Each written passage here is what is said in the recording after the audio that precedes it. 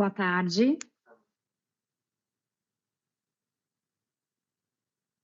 Estamos iniciando a transmissão. A gente vai aguardar mais uns 2, 3 minutinhos até que todos consigam entrar para nos acompanhar. Em breve já iniciaremos.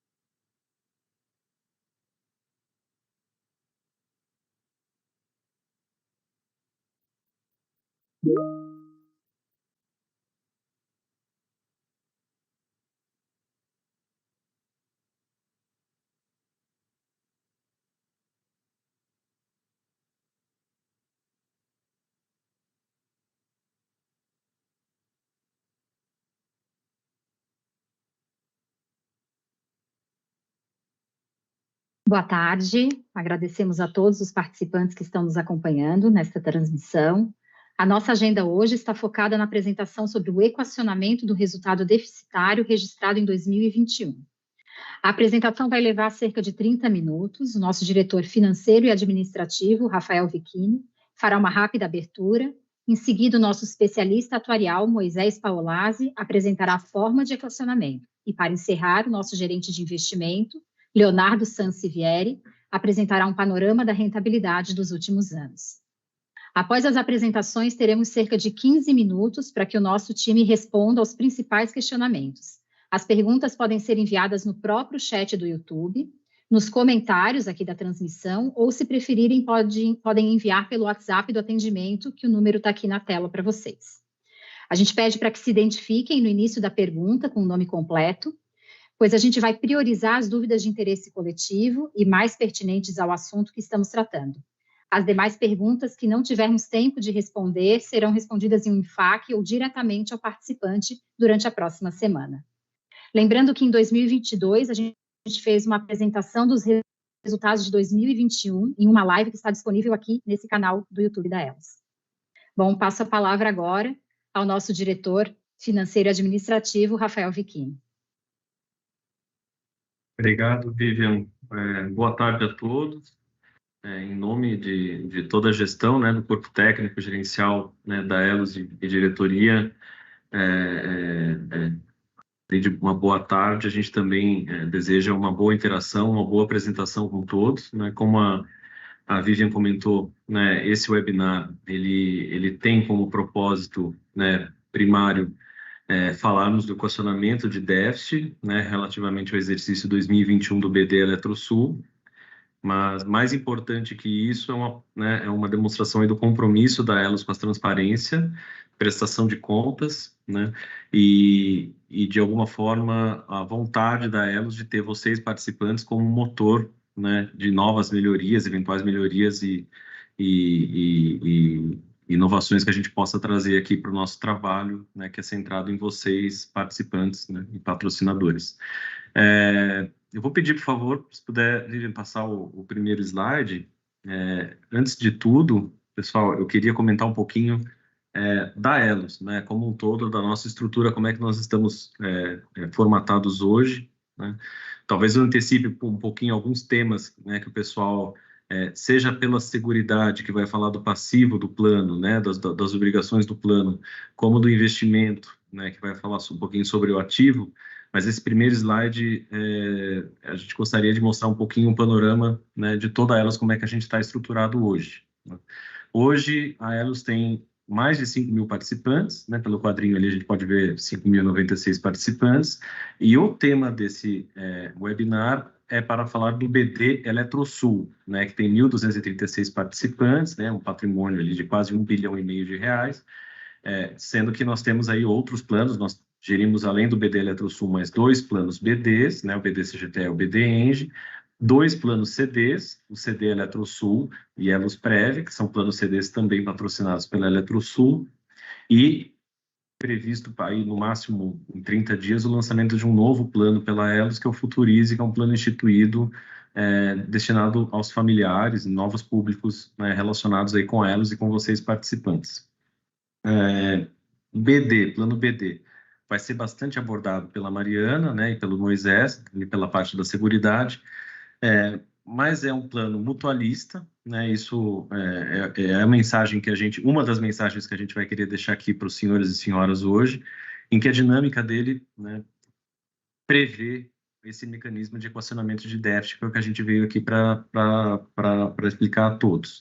O Brasil, de alguma forma, ele vem passando por um momento, né, que é mundial, uma tendência mundial de envelhecimento da população, né, a expectativa de vida média no brasileiro pulou da década de 50, né, de pouco mais de 50 anos, a gente ganhou mais de 30 anos de expectativa de vida em 50 anos, isso de alguma forma tem um impacto, né, na dinâmica desses planos, né, de benefício definido como é esse da Eletrosul, de forma que o equacionamento de déficit, como a gente vai passar nas apresentações das áreas técnicas, ela tem o propósito de proteger, né, os participantes e seus beneficiários, para que que garanta que o último lá, no último beneficiário do plano tenha direito ao seu recurso que foi inicialmente previsto. Então, pelo lado do passivo, essa mensagem do passivo do plano, né, dos beneficiários, essa mensagem que a gente, né, gostaria aqui de ressaltar. Pelo lado do ativo, né, ali no slide a gente também vê, pelos recursos que a gente administra, a Elos, e vai ser isso muito bem abordado pelo investimento, com certeza, nós temos estratégias principalmente vinculadas à renda fixa, títulos públicos. Hoje, a Elos, grande parte dos seus recursos são investidos em títulos públicos, mas também temos oportunidades, né, alocações em renda variável, multimercado e tudo mais. E eu não queria deixar, né, passar essa notícia do finalzinho do ano passado, destacando a competitividade, né, a eficiência dos recursos administrados aqui pela Elos. O que essa notícia que está aí na tela para os senhores e senhoras está colocando, né? Fez uma análise de 12 e 36 meses com relação a fundos abertos. O que são os fundos abertos? Fundos de pensão que estão disponíveis, né, para todos que vão hoje num banco ou numa seguradora fazer aplicação. São concorrentes, né, diretos da Elos. E essa notícia traz que os fundos abertos não bateram a inflação, né, seja em 12 meses, né, então a inflação pelo IPCA nos 12 meses ali em 7,17%, né, e a média desses fundos abertos batendo 5,73%. É o gráfico superior direito. E a gente pode ver o BD Eletrosul, né, uma rentabilidade de 10% nesse período. Em 36 meses, né, então mostrando consistência, é o gráfico da direito inferior, também mostrando esse padrão, esse mesmo padrão também na janela de 36 meses. Os fundos abertos rendendo na média 15% nesse período, a inflação acima de 20% e o BD Eletrosul encostando em 30%. Então, essa também é uma mensagem que a gente gostaria de deixar aqui logo no início do nosso webinar. de que, em termos de investimento, a Elos vem traçando uma estratégia que é de longo prazo. Esse é o nosso perfil, é consistência e estratégia de longo prazo, e que nada deixa a desejar, pelo contrário, né, de nossos pares no mercado que compete conosco. Eu desejo um webinar proveitoso a todos, né? Mais uma vez aqui dizendo que nós estamos à disposição para dúvidas, críticas, né? Também é super importante para nós. E eu passo a palavra, devolvo a palavra para a Vivi. Um bom webinar a todos. Obrigada, Rafael. Antes de passar a palavra para o Moisés, queria destacar que também estão aqui conosco nessa apresentação nosso diretor superintendente, Ezequias Cândido de Paula, e o nosso diretor de seguridade, Roberto Elou, e a nossa gerente de seguridade, Mariana Sherman. Passo agora para o Moisés para ele seguir com a apresentação.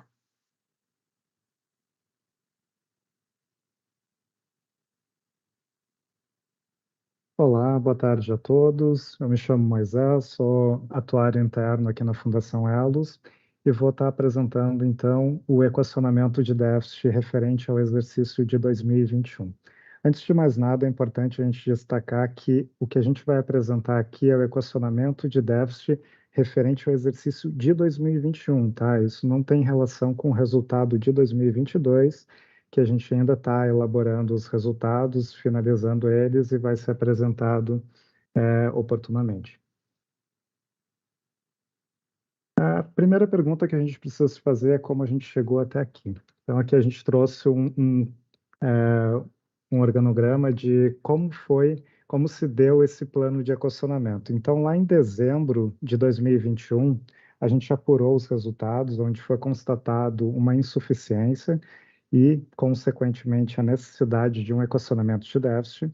A legislação nos obriga, no ano subsequente, então no ano de 2022, apresentar um plano de equacionamento e o Conselho Deliberativo fazer a aprovação. Isso ocorreu em novembro de 2022, onde foi aprovado o plano de equacionamento, e nós estamos em março de 2023, que é quando vai se dar o início das cobranças desse plano de equacionamento. Mas antes de mais nada, então, o que a gente precisa falar do que aconteceu em 2020 e 2021. Foram 2 anos que a gente foi fortemente impactado pela pandemia. Então, a gente trouxe aqui algumas imagens que refletem um pouco disso, o impacto nas principais bolsas mundiais. Então, aqui no início de 2020, né, ali fevereiro, março, abril, que foi quando teve início a pandemia, as bolsas mundiais caindo em patamares bastante altos. A questão da Covid, colocando o Brasil na UTI, né, um dos títulos aqui das reportagens. A pior dia da Bolsa dos últimos 33 anos, então isso a gente observou também no ano de 2020, ali em 13 de março. E uma reportagem também do Estadão, falando sobre os impactos da pandemia na meta dos fundos de pensão. E aqui eles trazem algumas informações referente ao ano de 2015 a 2019, onde a gente havia passado por uma crise, estava em um processo de recuperação e a pandemia acabou impactando isso. E é um pouco do que a gente traz nesse gráfico. Esse gráfico aqui, a fonte dele é a Abrap, então ele é de acesso aberto, qualquer pessoa pode acessar o site da Abrap. A Abrap é uma entidade que consolida todas as entidades fechadas do país, então ela consegue juntar todas as estatísticas e apresentar para o mercado. Então, esse gráfico ele é muito interessante, que ele demonstra a soma de todos os déficits, de todos os planos no Brasil. Então, aqui a gente pode observar, eles fizeram esse gráfico considerando de 2014 até outubro de 2022. Não somente o déficit, mas o superávit também. Então, aqui é uma soma de todos esses planos. Então, o que a gente vê nesse gráfico? Que lá em 2014, os planos tinham um total de déficit de 31,4 bilhões e um superávit de 27,6. Aí a gente teve a crise política 2015, 2014, 15, Isso impactou fortemente os fundos de pensão. Mexeu com toda a economia nacional e a gente saiu dos planos que tinham déficit de 31 bi, passaram para 76,7 bi. Então, a gente vê aqui de forma bastante clara esse impacto da crise lá de 2014, 2015, sendo refletido em 2016. Aqui a gente observa também uma redução significativa dos planos que estavam em superávit, de 27,6 bi para 13,9. E após 2016, a gente observa uma recuperação da economia. Então, a gente vê aqui a redução desse nível deficitário dos planos, passando de 71 para 33 em 2017, 2018, 2019, até chegar ao início de 2020, onde foi registrado 23,8 bilhões de déficit. Só para a gente ter uma ideia, a soma total do patrimônio de todos os planos de entidade fechada no país é o equivalente a aproximadamente 1 trilhão. Então, 23,8 bilhões é um valor bem pouco significativo. E o déficit, o superávit havia subido bastante aqui para 31,4. Aí entra a questão da pandemia. E aí a gente passa de planos com déficit de 23,8 para 53,4 bilhões e 57,2 bilhões aqui em outubro de 2022. O que a gente observa olhando esse gráfico? Que todos os planos, todas as entidades, assim como toda a economia, não só no Brasil, mas a economia mundial, ela foi impactada de alguma forma pela pandemia. E os fundos de pensão, assim como a Elos, a gente não passou ileso, né? Então aqui a gente consegue ver por esse gráfico demonstrando todos os fundos de pensão do país, como isso impactou no desempenho dos investimentos e dos planos de uma forma geral. Então, aqui só destacando o período, né, 2020, 21 e 22, como houve esse comportamento. Falando um pouco sobre o resultado do plano. Então, aqui só para a gente relembrar, de novo, né, a gente está falando sobre dezembro de 2021. Então, aqui a gente só trouxe uma tabelinha para relembrar como é que foi esse resultado em dezembro de 2021. Lá a gente tinha 1.398 de patrimônio de cobertura, ou seja, o que a gente tem de recursos financeiros tinha nessa competência de dezembro de 21. A gente tinha um total de provisões matemáticas de 1.777 milhões. A diferença entre esses dois é o que a gente chama de déficit contábil. Então, a diferença entre esses dois era equivalente a 379 milhões. Desse déficit, né, então isso é uma insuficiência, né, um resultado negativo. Desse déficit contábil, a gente pode utilizar um ganho futuro de rentabilidade pela diferença entre as taxas que foram compradas dos títulos que estão marcados na curva em relação à nossa meta atuarial.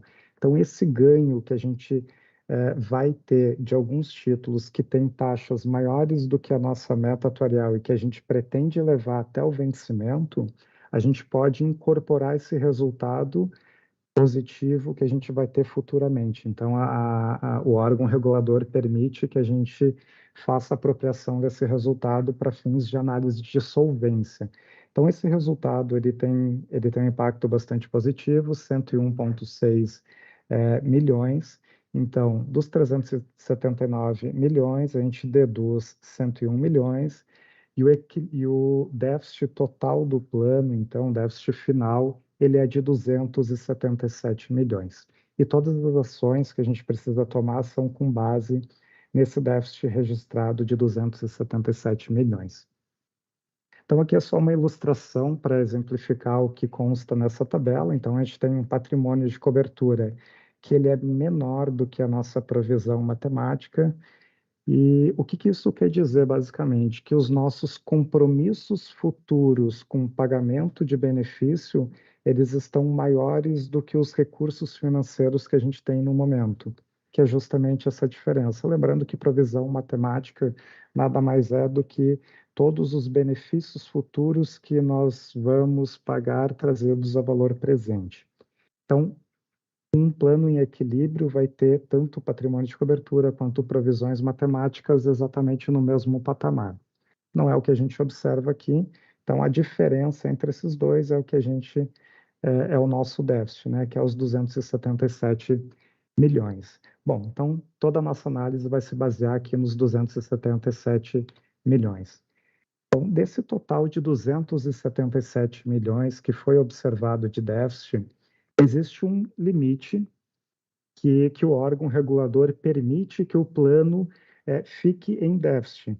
Então, é um limite que a gente pode ficar em déficit pensando numa possível recuperação de economia, algum fato sazonal que tenha impactado. Então, para não forçar com que os planos equacionem todo e qualquer déficit, existe essa possibilidade. Então, esse limite de 145 milhões para esse plano sem necessidade de equacionamento. Tem todo um cálculo que a legislação dá, que a gente precisa fazer, mas eu não vou trazer ele aqui para não deixar muito complexo. Mas o resultado desse cálculo é de 145 milhões. Então, todo valor que supera 145 milhões, obrigatoriamente, pela legislação, a gente precisa implementar uma contribuição extraordinária, implementar um plano de equacionamento para tratar esse déficit, esse valor que superou o nosso limite mínimo.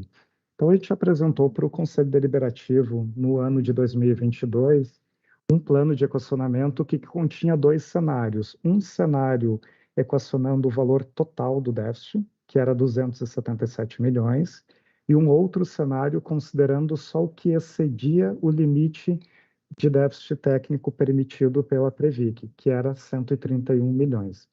A opção do Conselho foi pelo equacionamento do valor mínimo, então 131 milhões.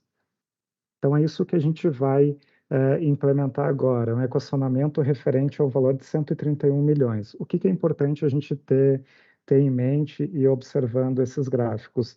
Que o equacionamento que está sendo proposto agora, ele não vai solucionar o déficit do plano. Então, o plano vai continuar com um déficit de 145 milhões, e a gente vai equacionar somente o que excedeu. Então, o plano permanece em déficit dentro do limite permitido pela Previc, sem necessidade de executar um equacionamento de déficit.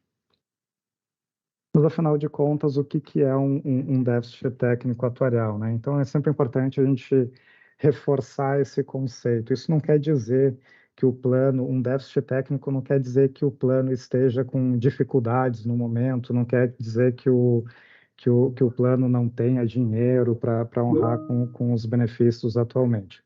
O que o déficit técnico quer dizer?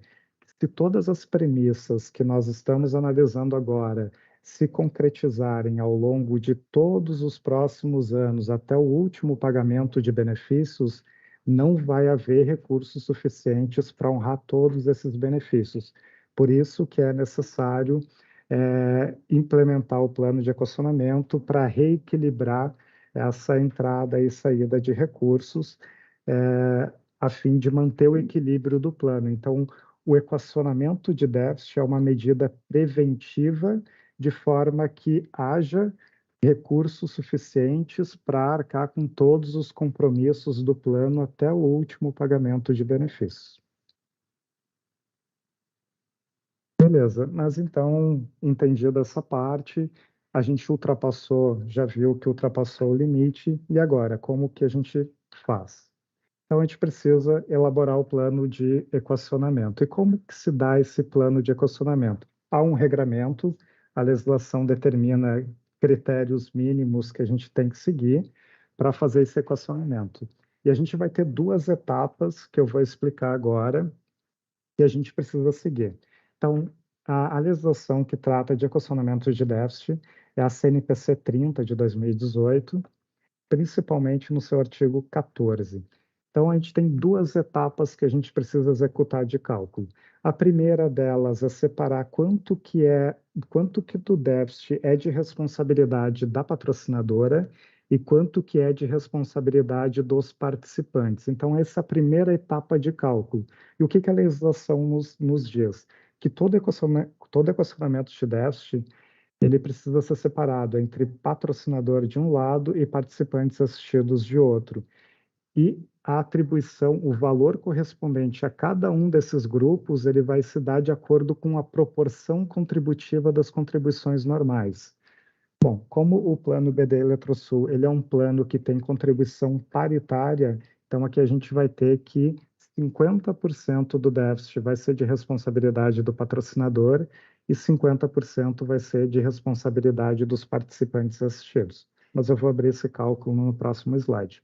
Então, essa é a primeira etapa, separar o que é de responsabilidade de patrocinador dos participantes. E em uma segunda etapa, a gente precisa separar quanto que vai ser de responsabilidade dos participantes ativos e dos participantes assistidos. Então, bom, a gente executou a primeira etapa, então a gente viu quanto que era de responsabilidade da patrocinadora. Agora que a gente está vendo que tem um valor que é correspondente aos participantes assistidos, a gente precisa ver quanto que é de responsabilidade para cada um desses dois grupos. Então, quanto que é de responsabilidade de ativos e quanto que é de responsabilidade de assistidos. E o que que a legislação diz? Que o equacionamento de resultado deficitário pelos participantes assistidos, ela deve se dar considerando a reserva matemática dos participantes, atribuído a cada um desses grupos. Então, eu vou demonstrar nos próximos slides essa abertura entre essa primeira etapa e a segunda etapa. Então, a primeira etapa, a gente separar quanto que é de responsabilidade de participantes e quanto que é de responsabilidade do patrocinador. Então, a gente viu que o que foi aprovado foi o equacionamento do déficit de 131 milhões, que é o valor do equacionamento mínimo. Então, desse valor de 131 milhões, 50% é de responsabilidade da patrocinadora. Isso equivale a 65 milhões 864 mil. O mesmo valor é atribuído aos participantes assistidos, isso em função da paridade contributiva, como eu comentei com vocês no slide anterior. Então, essa é a primeira etapa. E a segunda etapa é separar quanto que vai ser de responsabilidade dos ativos e quanto que vai ser de responsabilidade dos assistidos. A gente tinha um total de provisões matemáticas de 1.777 lá em dezembro de 2021. Os assistidos, eles tinham o equivalente a 1.332 milhões de reserva matemática. Então, isso é o equivalente a 75% do total de provisões matemáticas que a gente tinha no plano. Então, 75% do déficit será de responsabilidade dos assistidos. Lembrando, daquela parte que é de responsabilidade dos participantes. E quando a gente olha para os ativos, o total de provisões matemáticas era de 444 milhões. Isso equivale a 25% do total das nossas provisões matemáticas. Então, os ativos serão responsáveis por 25% do valor a ser equacionado. Então, aqui a gente tem a abertura de cálculo. Então, o valor de déficit é equacionar de responsabilidade dos participantes, que é metade, né, 50% do valor total, 65,8 milhões.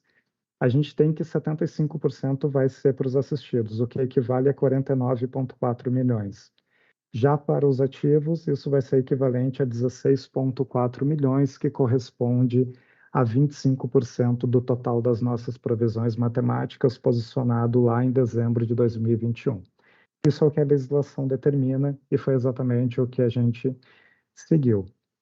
Então, indo de forma direta já para o valor, prazo e percentual de contribuição extraordinária, como é que ficaram os resultados?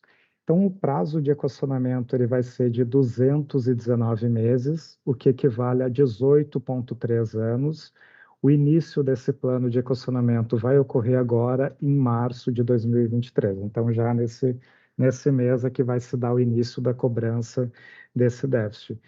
Bom, vocês podem estar se perguntando como que se chega nesse prazo de equacionamento. A legislação também trata sobre isso. Então, é uma fórmula matemática que é dada pela legislação, onde considera a duration do plano, que seria, em termos mais básicos, um prazo médio de pagamento de benefícios futuros, e o valor a quantidade de anos é 1,5 vezes esse prazo médio. Então, isso dá o equivalente a 18,3 anos, que é o nosso prazo máximo, 219 meses. Então, aqui, o valor total a ser equacionado, 131 milhões. O valor total que vai ser equacionado pelos ativos e assistidos vai ser de 65,8 milhões, que é metade do valor total. E o percentual que vai ser de responsabilidade dos ativos é de 2,15% e dos assistidos vai ser de 4,24%. Então, a gente recebeu alguns questionamentos prévios já do porquê a alíquota de contribuição era diferente entre participantes ativos e assistidos. E é um pouco do que eu comentei no slide anterior. A legislação determina que a gente precisa separar esses dois grupos de acordo com o montante de reserva matemática que existia no plano no momento em que foi apurado o déficit técnico. Então, esse é o motivo pelo qual ativos e assistidos terão alíquotas diferentes.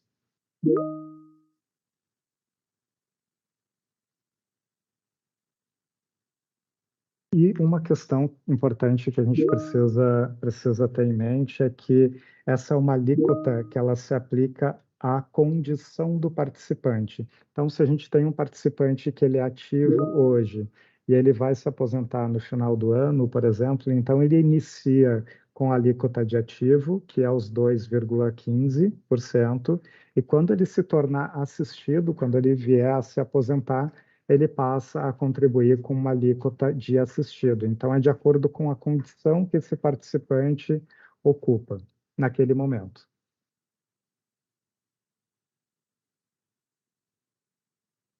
Então, aqui eu passo a palavra para o Leonardo, que é o nosso gerente de investimentos. Ele vai comentar um pouco sobre algumas questões relacionadas a investimentos.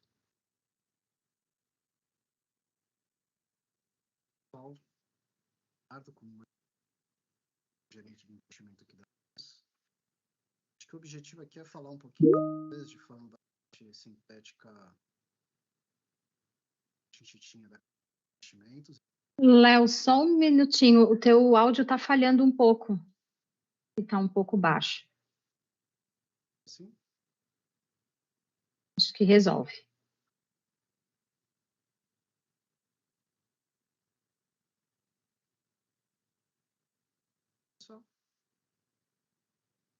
Não, a gente ainda não consegue te escutar.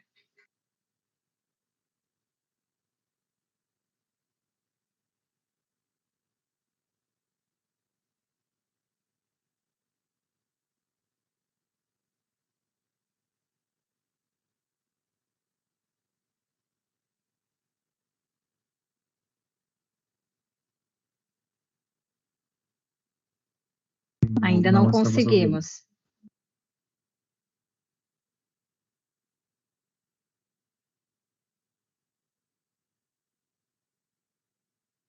Pessoal, Vivian, enquanto acho que o Leonardo ele vai deslogar e logar de novo, se quiserem eu posso ir falando um pouquinho aqui do investimento.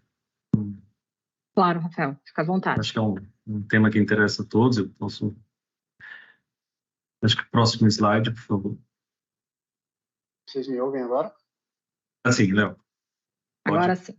Pode seguir. Estão ouvindo? Sim. Legal. Acho que eu não escuto vocês, mas eu vou continuar aqui. Ok? A gente tem aqui na tela, pessoal, mostrando um pouco o gráfico relacionado ao desempenho do plano de benefício, né, do BB Sul. Mas acho que antes de falar aqui sobre o desempenho, vale comentar um pouco de como a carteira de investimento estava posicionada ao final de 2021.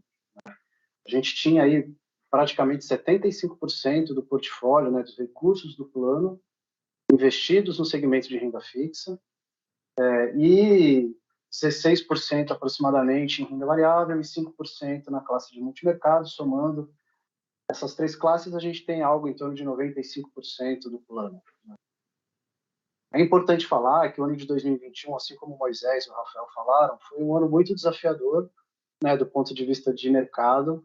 A gente teve, né, os principais indicadores com um desempenho muito abaixo, né, do esperado. Como exemplo, o índice Bovespa, né, que é um indicador utilizado na carteira de renda variável, ele rendeu de forma negativa quase 12% no ano de 2021. E os segmentos de renda fixa também apresentaram um desempenho ruim. A gente teve, por exemplo, o IMAB, que é um indicador utilizado pelos títulos públicos federais para os vencimentos mais longos, também com desempenho negativo em torno de 6%. E o que a gente traz aqui, então, falando especificamente do retorno, né? Quando a gente faz uma avaliação da carteira do plano BD Eletrosul, num prazo, né, numa janela maior, nesse caso aqui a gente está olhando na tela quase 11 anos, a gente percebe que antes da pandemia, né, até ali fevereiro ou início de março de 2021, o plano ele vinha apresentando um desempenho que superava a meta atuarial, né, em torno de 240% de retorno acumulado em 10 anos, contra uma meta aí nesse período de 235%. Ocorre que, com o advento da pandemia, né, que se iniciou em março, a gente traz aqui no slide anterior o impacto que isso no próximo slide, perdão, o impacto que a pandemia trouxe para a carteira, né, e para o desempenho do plano. A gente pode ver, né, na linha cinza que assim que a pandemia iniciou, a gente teve, né, os ativos performando muito abaixo do esperado, né, e isso, consequentemente, fez com que o desempenho do plano, no acumulado de 2021, como foi dito aqui anteriormente, isso foi um movimento que a indústria toda de previdência sofreu, acabou fazendo com que o desempenho no ano de 2021 então, fosse inferior, né, à meta atuarial.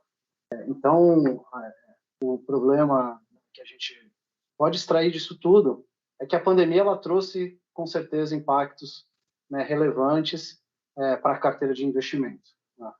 Apesar disso, a gente vai ver no próximo slide que a gente tem uma estrutura de governança de investimento muito bem organizada. Né? A Elos ela tem aqui o selo da ABRAP, né, que é justamente a associação que rege aqui as entidades de previdência, e ela define ali aquelas entidades que têm uma estrutura de governança bem adequada, dentro de parâmetros pré-estabelecidos. Algumas delas ganham o selo e a gente, né, tem isso aqui dentro da área de investimento, que nos traz tranquilidade, né, no que se refere à tomada de decisão. As decisões de investimento, elas são tomadas sempre, né, com posicionamentos das áreas técnicas, né, auxiliado aí pela consultoria de investimento que a gente subcontrata, né, as decisões são divididas em órgãos colegiados, né, como o Comitê de Investimentos, a Diretoria Executiva e o Conselho Deliberativo.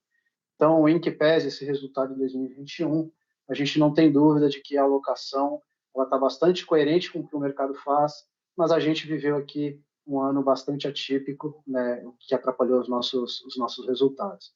Mas eu acho que vale também falar de forma bastante rápida o que a gente vem fazendo, né, de melhoria para a carteira de investimento, o que a gente nos últimos meses, né, vem trabalhando de forma sucinta. A gente iniciou recentemente uma reestruturação da alocação dos ativos dentro de renda variável, multimercado exterior, consolidando as estratégias em fundos exclusivos, né, com gestores bastante consolidados, como, por exemplo, o Bradesco, Itaú e BNP. Na parte de renda variável, a gente iniciou uma redução da exposição desse plano na alocação em renda variável. Hoje, se a gente pegar a carteira agora de fevereiro, por exemplo, de 2023, eu tenho já uma exposição de 9% aproximadamente em renda variável, contra uma exposição de 16% que a gente viu lá em 2021. Esse movimento ele vem sendo feito de forma gradual, mas ele vem, né, com o objetivo aqui de adquirir mais títulos públicos federais que estão com taxas acima da meta atuarial, né, e isso com certeza vai auxiliar o desempenho do plano. Né, e desses títulos.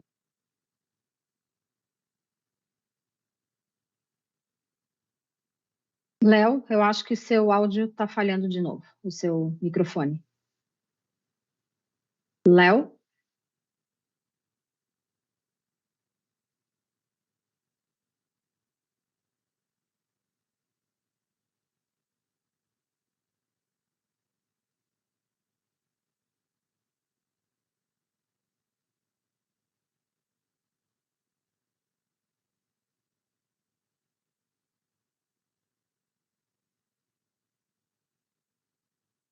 fechado o microfone.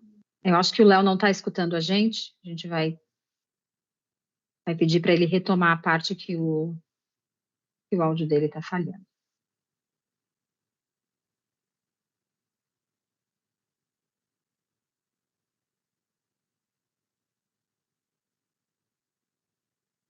Ainda não, Léo. Um problema no áudio. Mas eu acho, esse slide, né, eu acho que é o slide que o Léo finaliza, enquanto ele vai voltando eu posso continuar. Eu acho que mostra muito a importância da governança, né, da Elos no processo de decisão de investimentos, né? Então, não é uma decisão que sai da cabeça de uma pessoa somente. Léo, se tiver online, fica à vontade, tá? Se tiver voltado. Mas aqui na Elos a gente tem uma estratégia, como eu comentei no início, de longo prazo, né? Que como a gente vê com relação a pares aí fora, a gente é bem competitivo, basicamente, né, fundada em títulos públicos, né, vinculados à proteção contra a inflação, e aí um pedaço em que a gente corre algum risco, seja em renda variável, seja em multimercado, em fundos multimercado, lembrando que a Elos não compra títulos de crédito ou ações em carteira própria, são via seus gestores, né? E tudo isso obedecendo toda essa governança que passa por uma consultoria que é o nosso advisor, que acompanha conosco diariamente as posições, o risco, isso passa pelo comitê de investimentos, o comitê de investimentos tem representantes tanto das patrocinadoras como dos participantes, conta com técnicos também, né, da própria Elos, passa por diretoria e dependendo do tamanho, né, da movimentação de investimento ou do instrumento regulatório que a gente esteja tratando, passa também pelo Conselho Deliberativo. E aí, prova disso é que a Elos conseguiu, né, o selo de autorregulação e governança de investimentos da ABRAP há 3 anos. Então, é algo que a gente tem muito orgulho aí de conseguir manter. Eu acho que é isso. Léo, se você tiver, fica à vontade, mas a parte dos investimentos a gente também encerra por aqui e devolve para a Vivian. O Moisés vai dar sequência na apresentação. Pode ficar à vontade, Moisés. Beleza, vou dar sequência aqui. Então, algum questionamento que vocês devem se fazer é como fica o plano, né? Como fica a situação do plano. E a gente pode ter alguns colegas que tenham algum plano com uma modalidade de benefício, uma modalidade de plano diferente. Então, tem um conhecido que tem um plano que é CD, ele não paga déficit. O porquê? Porque o meu plano BD eu preciso equacionar déficit, porque existe déficit e superávit nesses planos. E a ideia aqui é a gente trazer uma analogia só para a gente tentar simplificar como é o funcionamento de um plano BD e como é o funcionamento de um plano CD. Então, como o próprio nome diz, um plano de benefício definido, ele tem o seu benefício definido, ele é então um plano com o benefício definido e vitalício. Então, ele é um plano que a gente vai pagar até o óbito do participante, o do pensionista. Então, a gente vai seguir com aquele valor de benefício pré-determinado. É diferente de um plano de contribuição definida. Um plano de contribuição definida, ele tem o valor do benefício, ele depende do valor acumulado no plano. Então, ele tem características diferentes do plano de benefício definido. Então, vamos começar aqui pelo plano de benefício definido. O plano de benefício definido é como se fosse um condomínio, onde todos dividem a conta, né? Então, aqui a gente tem diversas pessoas, então todas elas dividem a conta, e onde as contribuições vão para uma conta coletiva. E de lá é que sai o dinheiro para pagar os benefícios. Então, para garantir o pagamento desses benefícios ao longo do tempo, o percentual de contribuição ele pode variar.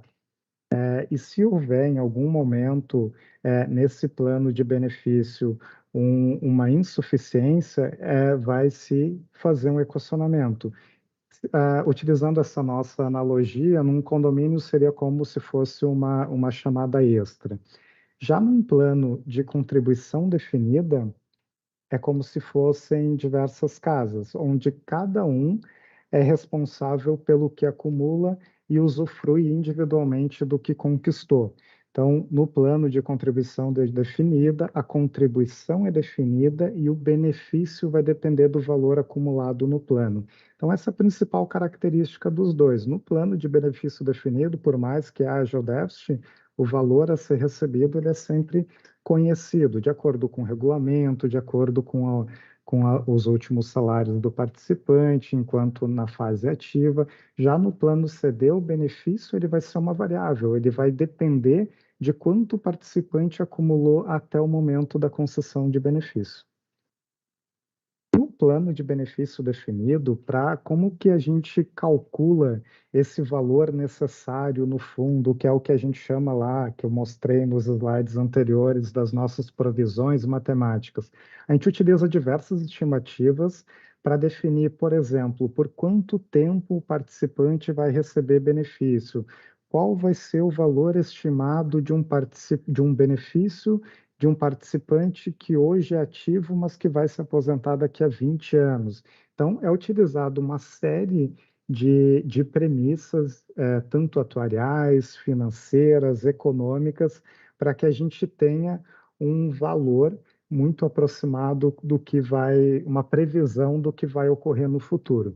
Então, vou trazer algumas premissas que nós utilizamos nos planos de benefício definido. Então, vou trazer aqui só as principais, tá? Não são todas, mas são as que mais impactam. Então, expectativa de vida é algo que, como o Rafael bem colocou no início da apresentação, é algo que vem impactando a área de, né, a previdência, não só no Brasil, como no mundo. A gente observa um aumento da expectativa de vida bastante significativo ao longo das últimas décadas. Então, isso impacta o plano de benefícios. Por quê? Porque a gente vai pagar benefícios por mais tempo. Bom, se a gente vai ter compromissos por mais tempo, a gente precisa de mais recursos para conseguir pagar por mais tempo esses benefícios.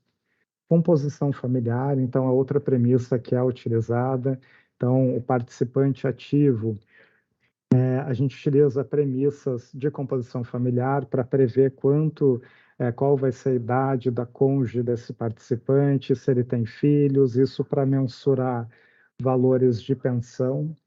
A gente utiliza premissas de entrada em invalidez, mortalidade de inválidos, que são benefícios que não são programados, né? Uma invalidez é algo pontual e eventual que ocorre, então não tem uma data pré-definida, é um benefício de risco, então também está coberto, e para isso se utiliza uma quantidade de premissas bastante significativa também. Crescimento salarial, uma outra premissa que nós utilizamos. Então, por exemplo, um participante ativo, a gente projeta um determinado crescimento salarial para mensurar quanto que seria o benefício desse participante quando ele chegar lá no momento da aposentadoria dele. São premissas que a gente considera.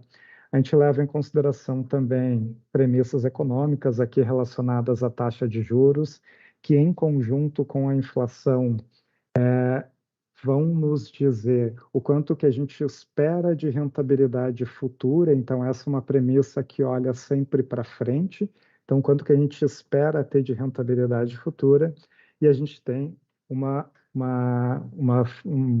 das premissas aqui, que é o retorno dos investimentos, que aí aqui é olhando para o passado, é o que de fato ocorreu, né? É o cruzamento dessas duas premissas. Então, taxa de juros vai olhar para o futuro, vai definir a expectativa de rentabilidade, e o retorno dos investimentos vai ser o que de fato ocorreu, né? Então, aqui é o que a gente projeta, e aqui é o que de fato é o projetado, e aqui é o que foi efetivado. Então, é o conjunto de todos esses fatores que compõem o nosso resultado, seja ele superavitário ou seja deficitário. Como a gente teve com o advento da pandemia, a gente teve o resultado bastante afetado, como a gente já apresentou, mas não é somente isso, né? A gente tem diversas outras premissas que impactam em maior ou menor escala, e foi todos esses fatores que fizeram com que a gente chegasse nessa necessidade de equacionamento de 131 milhões, lembrando lá do exercício de 2021, mas que as cobranças iniciarão agora em março de 2023. Senhores, era isso que eu tinha para apresentar. Qualquer dúvida que vocês tenham, a gente está sempre disponível. Esses são os nossos meios de atendimento, então qualquer dúvida que vocês tenham, algo mais específico, a gente está sempre à disposição. Aqui tem o nosso e-mail, nosso WhatsApp, e eu passo a palavra para a Vivian. Obrigada, Moisés. A gente está recebendo bastante questionamentos. Temos alguns que a gente recebeu antecipadamente no próprio convite que enviamos, né, para essa apresentação. A gente já deixou um canal aberto para quem quisesse enviar suas dúvidas. Algumas das dúvidas que recebemos antecipadamente, o Moisés incluiu na apresentação e já trouxe o conteúdo. Outras não, então tem dúvidas parecidas, semelhantes, então eu vou tentar atender ao máximo, vamos tentar atender ao máximo de pessoas possível aqui. Chegou aqui antecipadamente uma dúvida por e-mail do Dalton Silva Ribeiro, onde ele fala: é sabido que até iniciar-se o processo de migração de participantes do plano BD para o plano CD, o plano BD Eletrosul era superavitário. Com a migração, os participantes migraram, levando consigo a reserva matemática que teoricamente lhes pertencia. A grande evasão dos recursos do plano BD levou a um déficit estrutural que, pelo regulamento, deveria ser saldado, equacionado ou parcelado, etc., pela patrocinadora. Na época, tentaram dizer que seria um déficit conjuntural e, neste caso, teria que ser equacionado de forma paritária. A minha pergunta é: sobre qual resultado deficitário do plano BD Eletrosul estamos falando? Essa pergunta eu posso responder. Então, o primeiro ponto, ela traz um contexto. A gente precisa explicar aqui algumas partes desse questionamento do participante. O primeiro deles é que o processo de migração seria um dos fatores que ocasiona o déficit. Então, isso não é o correto. O fato de ocorrer a migração não quer dizer que o plano vai ficar em déficit, não é decorrente de um processo de migração, porque quando ocorre o processo de migração, tanto participantes quanto o patrocinador, eles precisam quitar a responsabilidade deles de um eventual déficit, então eles precisam quitar todas as responsabilidades que eles têm com o plano. Então, quando ocorre a migração, ocorre essa quitação no momento da migração. O questionamento sobre qual é o resultado deficitário do plano BD Eletrosul que estamos falando, a gente está falando especificamente do resultado deficitário apurado no exercício de 2021. Isso não quer dizer que o déficit seja somente do exercício de 2021, porque a gente sempre tem o acumulado. Então, esse é um resultado que ele vem apresentando déficits e superávites ao longo dos últimos anos. Se a gente pegar de 2010 até hoje, teve anos muito positivos, onde a gente teve superávit, teve anos que não foram tão positivos, anos que a gente teve déficit apurado no exercício, mas quando a gente analisa a solvência do plano, a gente analisa o resultado acumulado dele. Então, em 2021, de acordo com o acumulado dos últimos anos, se observou um déficit que superava o limite permitido pela Previc. Então, a gente já tinha um déficit registrado nos anos anteriores, porém, a gente não havia ultrapassado esse limite mínimo que a Previc permite que a gente fique em déficit sem necessidade de equacionamento. Então, como a gente registrou em 2021 um nível de déficit acima do que era o limite mínimo, a gente teve a obrigação de fazer o equacionamento de acordo com toda a legislação que rege os fundos de pensão. Bom, vários outros questionamentos chegaram nesse sentido, né, da migração que ocorreu lá no passado, então essas outras perguntas já estão respondidas aí na fala do Moisés. Chegou uma dúvida também pelo nosso WhatsApp, do senhor Antônio Manuel Tavares. Ele faz 3 perguntas, mas estão interligadas, né? Qual o impacto do envelhecimento no déficit e qual é a variável que tem maior impacto no déficit do plano? E aí ele complementa: como foi informado e apresentado pelo diretor administrativo, a performance do plano BD é boa, por que tanto déficit? Não sei se o Moisés pode começar e depois o Léo complementar. Posso começar o quanto que a longevidade vem impactando nos resultados do plano. Essa é uma variável que impacta não só a Elos, como qualquer plano na modalidade de benefício definido. Essa é uma dificuldade que todos os fundos de pensão, não só do Brasil como do mundo, vem encontrando essa dificuldade, porque a gente observa uma elevação bastante significativa na expectativa de vida. Isso é muito positivo, né? Ninguém está dizendo o contrário. Isso é o avanço da medicina está proporcionando que a gente tenha uma qualidade de vida melhor, todos os tratamentos. Então, a gente está vivendo muito mais do que na década de 50, década de 40, onde a expectativa de vida era significativamente menor. Então, isso impacta os nossos planos. Por quê? Porque a gente faz uma estimativa de um determinado período de pagamentos de benefícios. Então, quando a gente aumenta esse período previsto de pagamentos de benefícios, consequentemente, a gente precisa de mais recursos para pagar esse benefício, que é definido por mais tempo. Então, esse é um fator que impacta significativamente, sem dúvida. A gente tem outras premissas que impactam em maior ou menor escala, a questão da economia. Então, a gente tem reflexos, por exemplo, em taxa de juros, que a gente observou aí ao longo dos últimos anos, essa queda brusca, por exemplo, na taxa de juros. Isso impactou na expectativa de rentabilidade dos nossos planos. Então, quando tu reduz a expectativa de rentabilidade, tu espera que o retorno dos investimentos vai ter uma participação menor no preenchimento dessa reserva matemática que é necessária para cobrir todos os compromissos futuros. Então, quando a gente tem redução de taxa de juros, isso, por exemplo, acaba impactando indiretamente nos planos, além, claro, de evolução de longevidade, que é um fator bastante perceptível e que vem impactando todos os planos do país de uma forma geral. Só para complementar, Vivian, eu acho que vale falar um pouco aqui sobre a inflação também do período, né? A gente teve, fruto também da pandemia, né, uma pressão inflacionária muito grande que afetou o país, e não só o país, né? A gente vê esse movimento em outros lugares ao redor do mundo, né? Então, em 2021 especificamente, a inflação foi né, de 2 dígitos, 10%, 10,06% para ser mais exato. E como vocês bem sabem, a meta atuarial, né, ela leva em consideração ali o NPC mais uma taxa real, né? Então, os investimentos, né, no período de 2021 não conseguiram atingir a inflação, e isso numa escala global, né? Então, quando você tem uma questão inflacionária muito grande, né, isso também é um fator que acaba dificultando aí o desempenho e a entrega de retorno real, né, para os participantes. Eu acho que era esse complemento que eu queria trazer também. Obrigada, Léo. Temos uma pergunta do senhor Luiz Renato Amâncio. Ele fala: alguns dos associados já completaram tempo de carência e continuaram a contribuir com a fundação ainda em atividade funcional junto à Eletrosul, ou seja, não aposentado.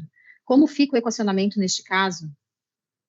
Isso eu posso responder, Vivian. Então, para esses participantes que ainda, apesar de terem atendido, né, aos requisitos de elegibilidade para recebimento do benefício, enquanto eles ainda não se aposentarem, eles estarão pagando déficit sobre a alíquota de um participante ativo.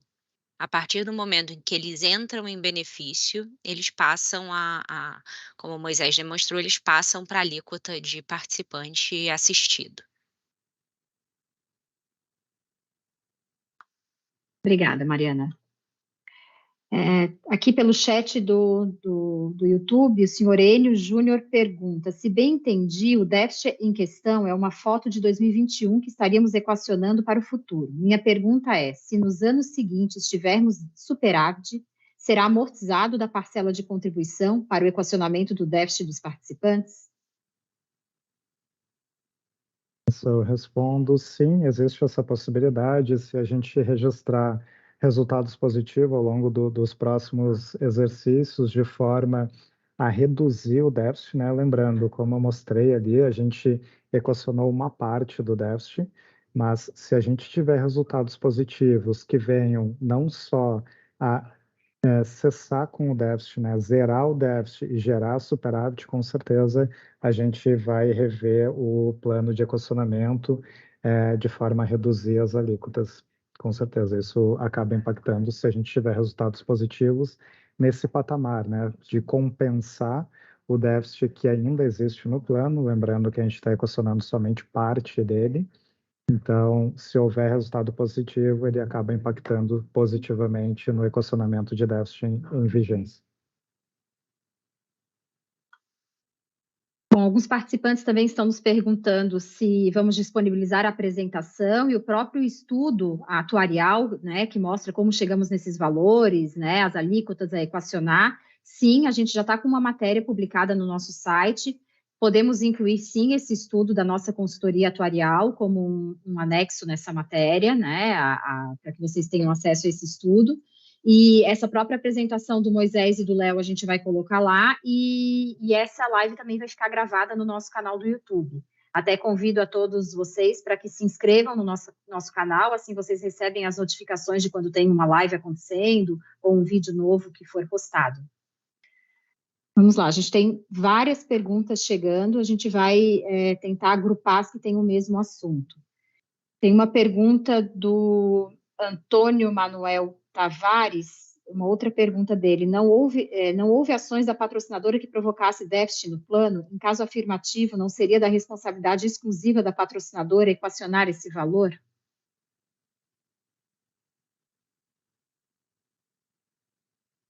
Acho que eu posso tentar começar respondendo, Moisés, e aí você complementa, né? Então, como o Moisés colocou, acho que é importante a gente reforçar que o resultado do plano, ele é um combinado de fatores e premissas.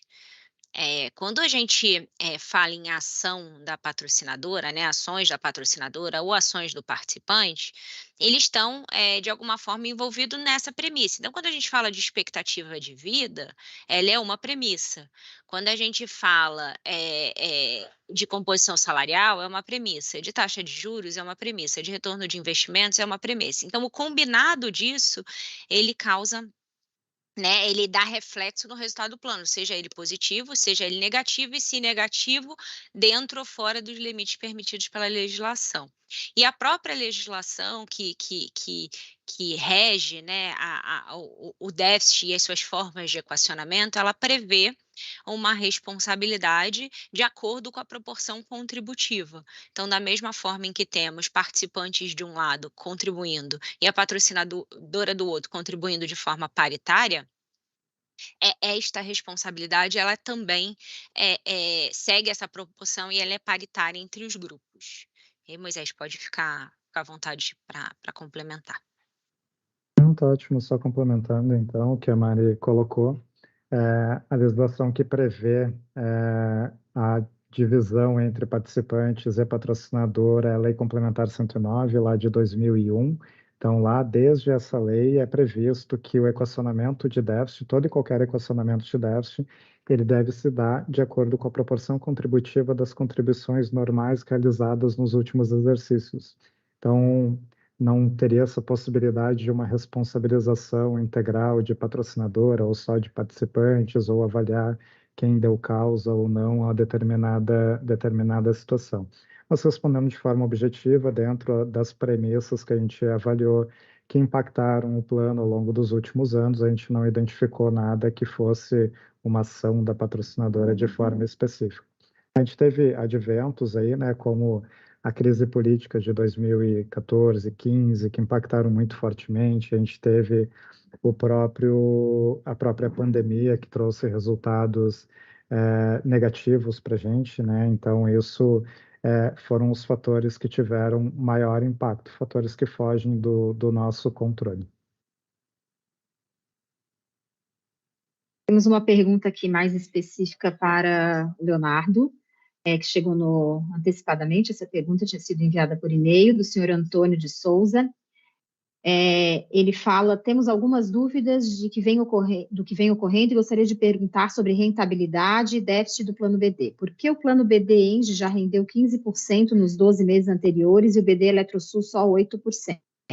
E aí as demais perguntas na sequência dele tem a ver com essa comparação entre BD Eletrosul e BD Enge, tá? Então, ele fala também que a renda variável do BD Eletrosul aportou 155 milhões e perdeu 10 milhões neste ano, mas o Enge aportou só 29 milhões e perdeu só 1,1 milhões. Por quê? Enfim, ele dá algumas outras informações desse comparativo. Então, acho que é interessante uma explicação do Leonardo quanto a isso, né? Quanto à diferença da carteira de investimentos dos dois planos. Legal, Vivian. Eu vou tentar trazer um pouco aqui de informação, né? A gente tem uma composição, acho que é o primeiro ponto aqui, né? Composição de investimento entre os planos são diferentes, né? Hoje, quando a gente pega, por exemplo, 2021, né, você tinha um percentual alocado em renda variável, no caso do plano BD Eletrosul, de em torno de 16%, e no BD Enge esse percentual ele era um pouco menor, né? Isso tem diversas explicações, né? Acho que a gente tem um primeiro ponto que é os estudos que a gente roda, né, e os resultados que esses estudos trazem, né, para fazer frente aí ao passivo e ao ativo do plano. Então, toda a alocação que a gente faz, né, ela é embasada por estudo técnico que leva em consideração a tábua atuarial do plano, né, leva em consideração a necessidade de liquidez do plano. Então, as alocações, elas tendem a ser um pouco diferentes ou muito diferentes, dependendo do tipo de participante, né, do tipo de tábua atuarial que está ali naquele plano, né?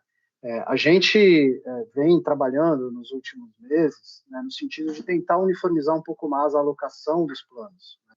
Isso eu comentei naquele slide, mas acho que vale reforçar, né? A gente tem atuado no sentido de tentar aproximar as alocações dos planos, constituindo fundos exclusivos, consolidando as alocações em determinadas estratégias, e talvez isso no futuro tende a suavizar um pouco essa diferenciação. Mas, por último, né, eu acho que também vale falar, ele comentou do retorno, acho que de 2022 especificamente, né, da diferença do BD Enge e BD Eletrosul. A gente teve uma questão pontual no ano de 2022 relacionada ao recebimento, né, de alguns títulos, alguns precatórios, né, e nesse caso o BD Enge ele tinha uma parcela maior de precatórios e isso foi uma decisão judicial, né? Então, por isso que quando eu olho a rentabilidade em 2022, né, você tem ali no caso uma diferença entre os planos.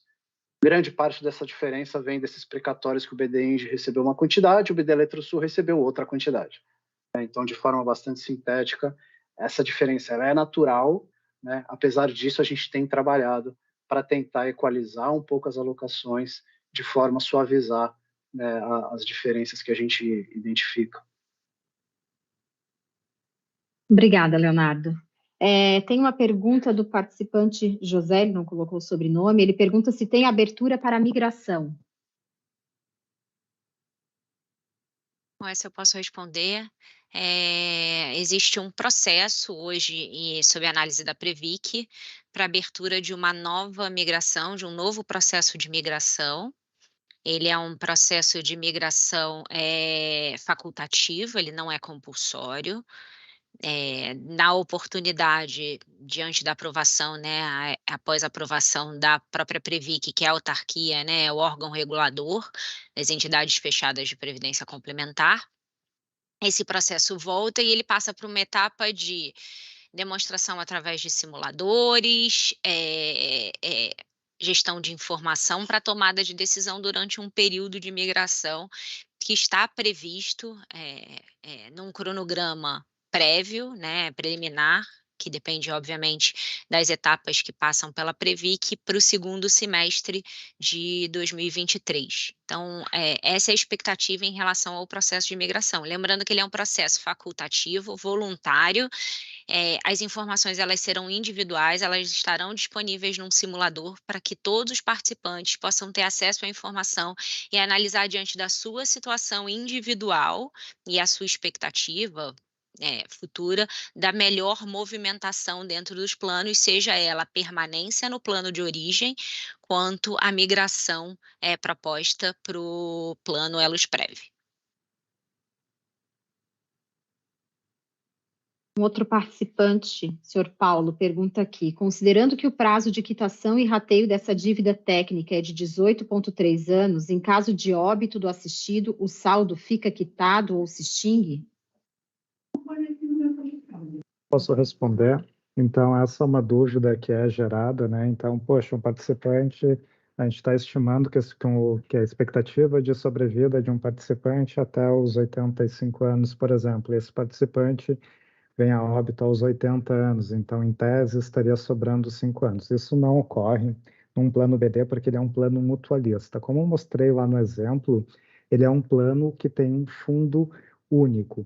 Então, como é que funciona? A gente tem participantes que irão falecer aos 80 anos e a gente tem participantes que irão falecer aos 90 anos. Então, na média, vai ficar dentro da expectativa de vida aos 85. Entendeu? Então, não vai existir uma sobra de recursos. Por mais que haja essa sobra, ela vai ser utilizada por um outro participante. Isso faz com que o custo de um plano BD ele seja inferior a de um plano CD, onde tu contribui tu faz as contribuições, forma o teu saldo, mas somente a pessoa vai usufruir daquele benefício. Então, ela precisa de valores maiores para honrar um benefício pelo mesmo tempo. Então, o plano BD ele tem essa vantagem pela questão do mutualismo. Acho que uma outra dúvida que surgiu, né, nas perguntas foi com relação ao pessoal, dos ativos que levam mais tempo do que o previsto para a aposentadoria. Então, vamos supor, o participante ele é elegível, ele não se aposenta nesse momento, se aposenta daqui a 1 ano, por exemplo, a 2 anos.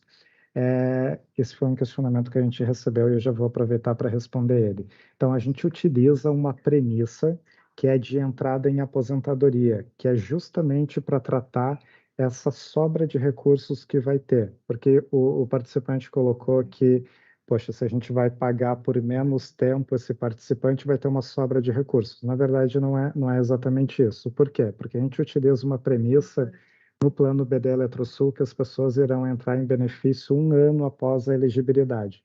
Isso traz uma vantagem para o plano que é constituir um pouco menos de provisão justamente por esse ganho que vai ser gerado pelos participantes, por esses participantes que levarão 1, 2 anos até entrar em benefício. Lembrando sempre que a gente está falando de um plano mutualista. A gente vai ter ganhos de alguns participantes de um lado, perdas de outro, mas a gente está analisando sempre o grupo total.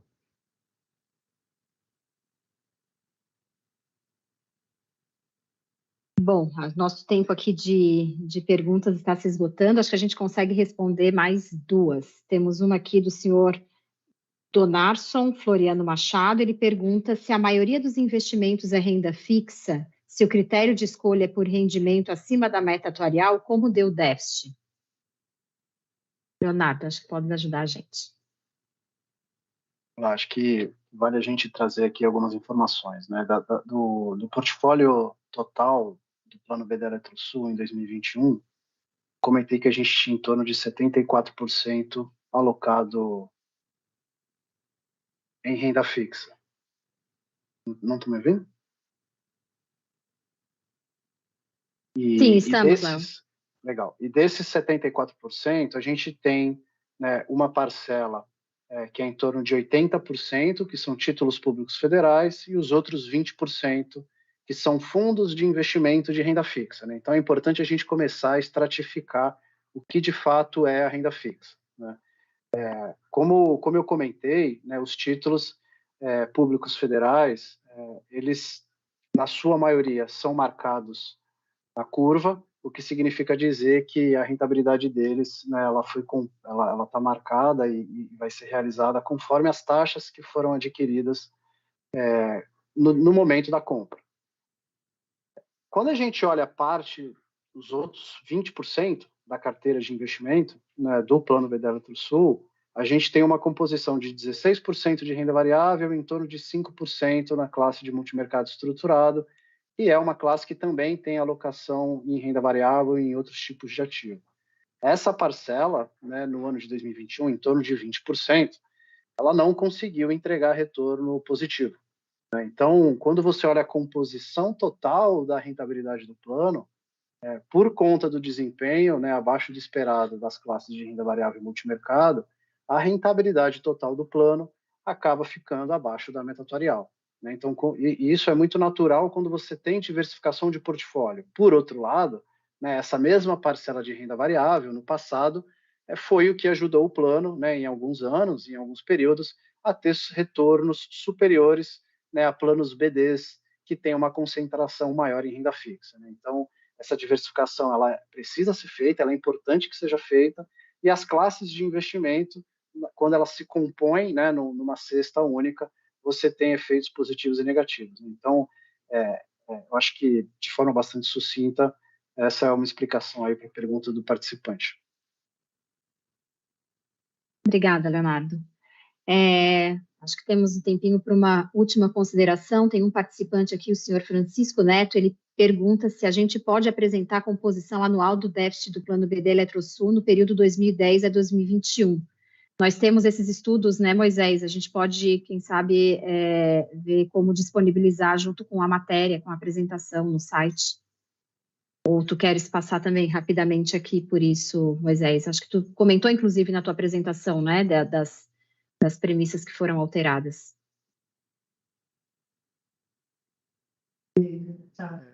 Esse estudo em mãos aqui, a gente poderia deixar para uma próxima oportunidade, para não estender muito o andamento da reunião.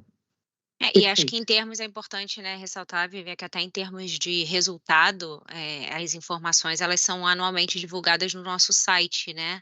Então, além, assim, a gente no início desse webinar, você convidou a todos, se quiserem rever o vídeo da apresentação de resultados do ano passado. O próprio Moisés disse que, falando especificamente em 2022, isso ainda vai acontecer, mas além do convite da Vivian do ano anterior, a gente tem outros anos e as informações, a própria legislação, ela, né, além do princípio da transparência, porque eu acho que toda empresa deve prestar informações, a gente tem uma legislação muito, muito robusta acerca das informações que a gente precisa prestar e precisam estar divulgadas de forma aberta para os participantes terem acesso no nosso site, né, Viva? Então, anualmente a gente tem um relatório anual de informações e nele estão contidas uma série de informações sobre o plano que passam por gestão de investimentos, a própria parte atuarial, composição de patrimônio, informações relativas à seguridade, como plano de custeio, entrada de recursos, saída de recursos, quantitativo de participantes. Então, a gente também tem essas informações, mas a gente está disponível para prestar qualquer dúvida, né, adicional. A gente não vai ter esse tempo de dar todas as informações, mas a gente tem aí um canal aberto para todos que quiserem nos procurar. A gente, enfim, além dos nossos canais, a gente também presta essas informações. Exatamente, Mariana. Todas as apresentações de resultados, se não me engano, desde 2019, estão disponíveis, né, no YouTube, no nosso canal do YouTube, então são gravadas. Especificamente essa de 2022 está lá, inclusive quando mandamos, né, o convite, na própria matéria que está no nosso site, a gente menciona já com link direto para lá. Queria reforçar que todas essas perguntas e comentários que não foram respondidos aqui nesse momento, porque a gente tem uma limitação de tempo, né, serão respondidos ou via FAQ no nosso site, junto com essa matéria, com a apresentação que a gente vai disponibilizar, ou se forem dúvidas mais pontuais, diretamente para o participante, tá? Via nosso atendimento. Então, estamos com todas elas registradas aqui, e na próxima semana conseguiremos responder a todos. Tá? Então, agradeço a participação de todo mundo.